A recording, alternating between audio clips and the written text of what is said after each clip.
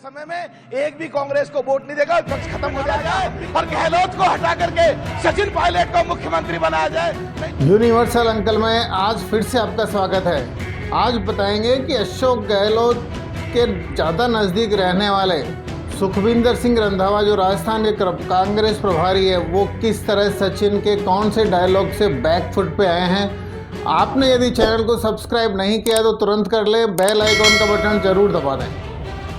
साथियों, जो भी यूनिवर्सल अंकल के ऊपर नए हैं उनको एक बार फिर से रिपीट करके बता दें कि राजस्थान के अंदर अजय माकन के बाद में रंधावा जी किस तरह से आए। क्या है कि आज तक सारे के सारे राजनेता अशोक गहलोत की बाणी बोल रहे थे। सही मायने में सचिन पायलट ने कभी बगावत की ही नहीं।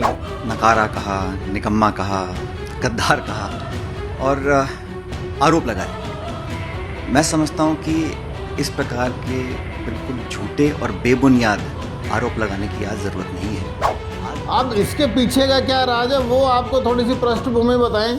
जब अशोक गहलोत खुद मुख्यमंत्री थे और उसके बाद चुनाव हुआ तो केवल राजस्थान में 21 कांग्रेस के विधायकों की सीटें आई और उसके बाद में वसुंधरा राजे की सरकार चली और सचिन पायलट को अध्यक्ष बना के भेजा गया, क्योंकि केंद्र के अंदर मनमोहन सरकार के रहते हुए राजस्थान बहुत कमज़ोर हो रखा था। वो राजस्थान कमज़ोर हो रखा था जहाँ अशोक गहलोत ने 2 बार सत्ता संभाल ली थी पहले। ऐसे में कांग्रेस का वजूद कहाँ समाप्त हो रहा था।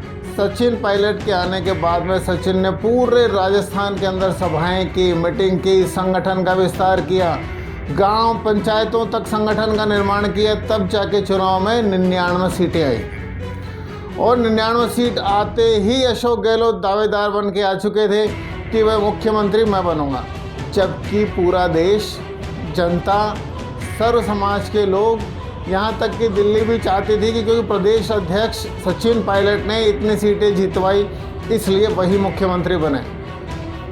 और कुछ बुजुर्ग नेता जैसे उस समय अहमद पटेल भी हुआ करते थे जो अब नहीं हैं, और बाकी लोगों के सहयोग से सचिन पायलट की जगह अशोक गहलोत ऐसे ही मुख्यमंत्री नहीं बने। सचिन पायलट को पूरी तरह से बरगलाया गया था कि सारे अधिकार आपके पास में होंगे, सारी चीज़ें आपके पास में होंगी, आपके खेमे के जो आप मिनिस्टर बनवाना चाहते हो वो मिनिस्टर बनवाओ। क्योंकि जब प्रदेश के अध्यक्ष सचिन पायलट थे बहुत सारे लोगों को टिकट दिलवाई। कुछ लोगों जो उनके समर्थक थे उनको हरवाने के लिए अशोक गहलोत ने अपने पुराने कार्यकाल के दौरान जो मंत्री रहे हुए थे, बाबूलाल नागर, संयम लोढ़ा की जैसे 17 लोगों को कांग्रेस के विरुद्ध खड़ा कर दिया और कांग्रेस के विरुद्ध खड़ा कर दिया। वो निर्दलीय होकर जीत गए। आज जो वो कहते हैं कि मुझे निर्दलियों पर पूरा भरोसा है, वे निर्दलीय सही मायने में निर्दलीय नहीं है, वो घाघ और पुराने कांग्रेसी हैं जिनको अशोक गहलोत साहब का वरद हस्त प्राप्त था। फिर इसके बाद में और नई कोड में खास क्या हुई, आपने शायद प्रताप सिंह खाचरियावास के बारे में भी सुना होगा, जिन्होंने बोला था कि हमारे से सीआर बनने का अधिकार अशोक गहलोत ने छीन लिया। मतलब सचिन पायलट को उप मुख्यमंत्री बनाया गया, इनके समर्थकों को कैबिनेट मिनिस्टर भी बनाया गया, लेकिन अधिकार छीन लिए गए। कुर्सी मिली लेकिन जिम्मेदारी के नाम पे गायब। जिस मिनिस्टर को उसके ही अधिकारी के बारे में सीआर बनने का मतलब उसकी क्रेडिट के लिए जब वे फाइल पर हस्ताक्षर करते हैं तो हस्ताक्षर करने का अधिकार भी अशोक गहलोत ने छीन लिया।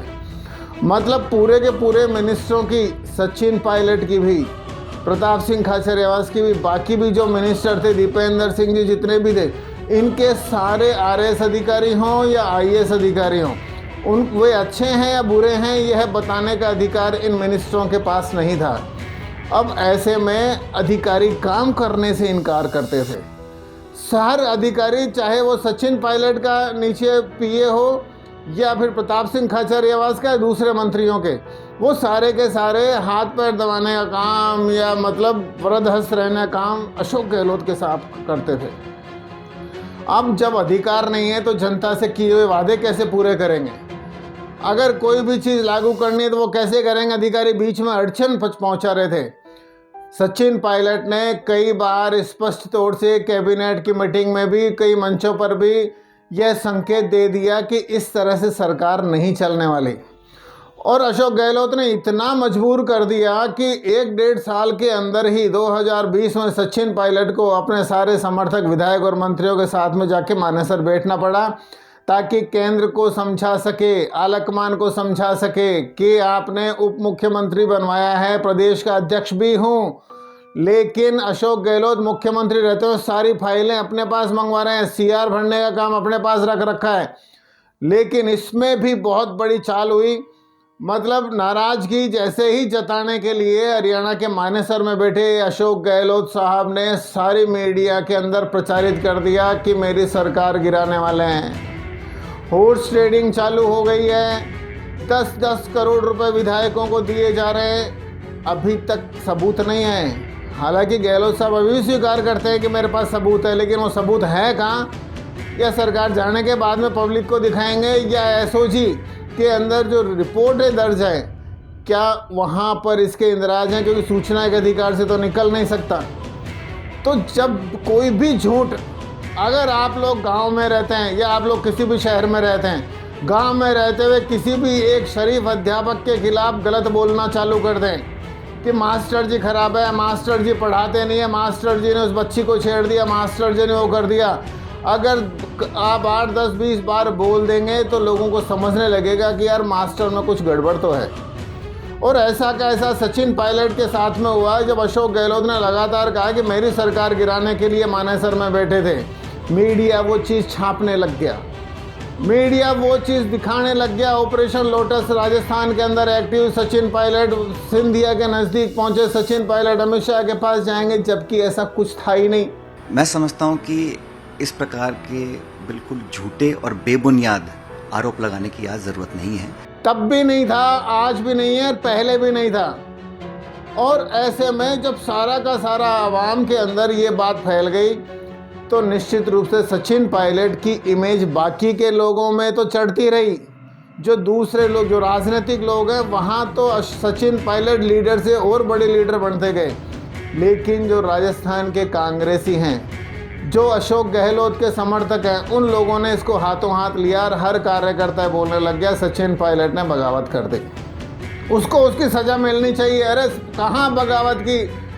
अशोक गहलोत साहब कह रहे हैं ना, अरे अशोक गहलोत कह रहे हैं आपके अंदर बुद्धि नहीं है। जो आदमी राजेश पायलट का लड़का है और जब 26 साल की उम्र में जो सांसद बन गया इसी कांग्रेस से, केंद्र में मिनिस्टर बन गया इसी कांग्रेस से, राजस्थान का प्रदेश अध्यक्ष बन गया इसी कांग्रेस से, वो छोड़कर क्यों जाने लगा?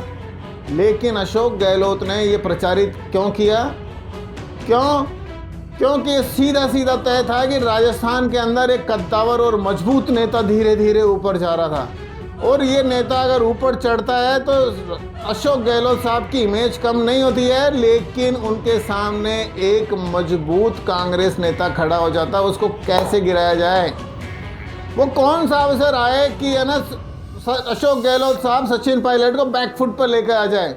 और अवसर सिर्फ ये था कि भाई हमें CR बनने का अधिकार चाहिए, हमने जो घोषणा पत्र में घोषणा की है, मेरे कहने की वजह से, मतलब सचिन पायलट के कहने की वजह से राजस्थान में 99 सीट आई हैं, जनता को मुझे जवाब देना है। मैंने सभाएं की थी, हर जगह संगठन के अंदर लोगों को खड़ा किया था, उनको जवाब देना है। आपने हमारे अधिकार छीन लिए, उप मुख्यमंत्री बन के क्या करूं? इतनी बात को अशोक गहलोत पचा नहीं पाए, और आखिरकार प्रेस को सामने, मीडिया के सामने खड़े होकर नाकारा भी बोल दिया, निकम्मा भी बोल दिया। और अभी ये 3 महीने बाद में जब अशोक गहलोत ने खुद बगावत कर दी थी, उसके बाद भी उसको गद्दार बोल दिया, ये बोल दिया कि राजस्थान में एक नया कोरोना आ गया। वो कोरोना किसके लिए कहा? कि सचिन पायलट के साहब के साथ में ये सारी की सारी घटनाएं होती रहीं। लेकिन हाथ कंगन को आरसी क्या, पढ़े लिखे को फारसी क्या? धीरे धीरे 2020 से लेकर आज देख ली 2023 आ गया, लगभग 3 साल पूरे हो चुके हैं। न सचिन पायलट कहीं गए, न किसी के साथ फ़ोटो खिंचाई, न कहीं लेना देना हुआ। हालांकि नाथ द्वारा के अंदर शिव मूर्ति का जब पूजन हुआ और तब शांति धारीवाल, भाजपा के प्रतिपक्ष के जो भी नेता हैं, राजेंद्र राठौड़, धर्मेंद्र जी, ये तमाम लोग 7 फ्लाइट के अंदर आए ताकि ये रणनीति बना सकें, क्योंकि 90 विधायकों के इस्तीफे पे राजेंद्र सिंह राठौड़ हाई कोर्ट में जा चुका था कि इनकी सारी की सारी सदस्यता रद्द हो जाए। ऐसे में अब सचिन पायलट के साथ में जब बाकी भी और कई बुजुर्ग नेता, दूसरे लोगों के भी नेता, लोकसभा में भी ये कांग्रेस को स्पष्ट बोला गया है कि राजस्थान के अंदर यदि अशोक गहलोत को हटाकर सचिन पायलट को मुख्यमंत्री नहीं बनाया गया तो सारी कांग्रेस वहां से गायब हो जाएगी। ये बात समझ में आलकमान को भी आती है, लेकिन जैसे आलकमान राहुल गांधी या प्रियंका गांधी या सोनिया गांधी कुछ करने की कोशिश करते हैं, राजस्थान से तेज आवाज में फिर से मीडिया को संबोधित करते हुए अशोक गहलोत बोल देते हैं कोरोना आ गया यहाँ, ये गद्दार है सचिन पायलट। तो मतलब तेज बोल के मीडिया को इन्फ्लुएंस में लेके अपने साथी समर्थकों को साथ में लेके, और वो निर्दलीय लोग जो पहले कांग्रेसी थे और बाद में निर्दलीय जी थे, उनके बेस बनाकर अशोक गहलोत कभी भी आलकमान को भी निर्णय नहीं दे रहे। लेकिन नए बाढ़ कितने आ जाओ अभी पता चल जाएगा। और वो सारा का सारा अवसर अब आने लगा है कि केंद्र ने ये अच्छी तरह समझ लिया, कर्नाटक के चुनाव के बाद में ये सारी की सारी चीज़ क्लियर भी हो जाएगी। और जैसे ही चुनाव नज़दीक आने लगेंगे, 2002 आपको याद होगा, यही अशोक गहलोत साहब मुख्यमंत्री थे। कमला बेनीवाल और हरजीराम बुड्रक को मुख्यमंत्री क्यों बनाया था? क्योंकि सत्ता हिलती हुई नजर आ रही थी। अगर अशोक गहलोत खुद के ऊपर ही राजस्थान में सत्ता लेकर आ जाए कि मैं हूं तो सत्ता आ जाएगी, ऐसा पॉसिबल नहीं है। क्योंकि जहां तक जन कल्याणकारी योजनाओं की बात है, पहले कार्यकाल का ध्यान होगा आपको, वहां सूचना का अधिकार कानून लागू किया था, लेकिन सरकार चली गई थी। और फिर उसके बाद में जब दूसरा कार्यकाल आया तो पूरे राजस्थान के अंदर निवासियों को निःशुल्क चिकित्सा की दवाई मुफ्त में देने लगे। समित शर्मा IAS अधिकारी इसके इंचार्ज थे, लेकिन मुफ्त दवाइयों के बाद में भी गहलोत अपनी सरकार नहीं बचा पाए और वो फिर से गई। मुख्यमंत्री रहते हुए क्यों नहीं बचा पाए? कल्याणकारी योजनाएं थी ना, नेतृत्व ठीक नहीं था, टांग काटने की बीमारी थी कि मेरे से नीचे कोई भी आदमी है उसको ऊपर नहीं जाने दूंगा। लेकिन इनको केंद्र में महासचिव बना के और प्रदेश अध्यक्ष सचिन पायलट को बना के कांग्रेस ने ये संतुलन साधा था। उस संतुलन को फिर से बिगाड़ने का काम ये मानेसर की घटना में इसको गद्दार बता के या नाकारा निकम्मा बता के कर दिया। आप लोगों को अच्छी तरह याद होगा, इस पूरे प्रकरण के बाद में विधानसभा का सेशन बुलाया गया था। विधानसभा के सेशन में जब अविश्वास और विश्वास प्रस्ताव के बीच में जब वोटिंग हो रही थी, सचिन पायलट अपने तमाम विधायकों के साथ विधानसभा में आके कांग्रेस के पक्ष में वोट दिया था। फिर बगावत कैसे हुई? लेकिन ये सारे प्रकरण यूं के यूं चलते रहे।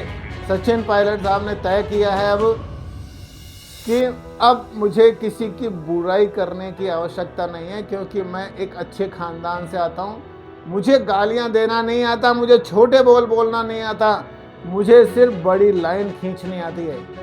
साथियों, जिस दिन बड़ी लाइन खींच जाती है, पहले से जो लाइन है वो अपने आप छोटी हो जाएगी। और इसी छोटी लाइन के चलते आप बहुत ही जल्द सचिन पायलट को फिर से नई जिम्मेदारियों में देखोगे और अगली बार CM बनना बिल्कुल तय है कि किस तरह से सचिन पायलट CM बनेंगे। ये भी आपको इस एपिसोड में आगे बताएंगे। अगला एपिसोड के लिए आप चैनल को ज़रूर सब्सक्राइब कर लें। अगर आपको ये वीडियो किसी के माध्यम से मिला है तो सारी बातें मैंने आपको शुरुआत से लेके एंड तक बताई है। उसका कारण भी बताया है, मानेसर में बगावत नहीं थी वह भी बताया है, यह भी बताया कि किस तरह से इनके अधिकार छीन लिए गए थे और आखिर अधिकार आज भी मंत्रियों के पास नहीं है। इसलिए वीडियो को जरूर फॉरवर्ड करें। जय हिंद, वंदे मातरम।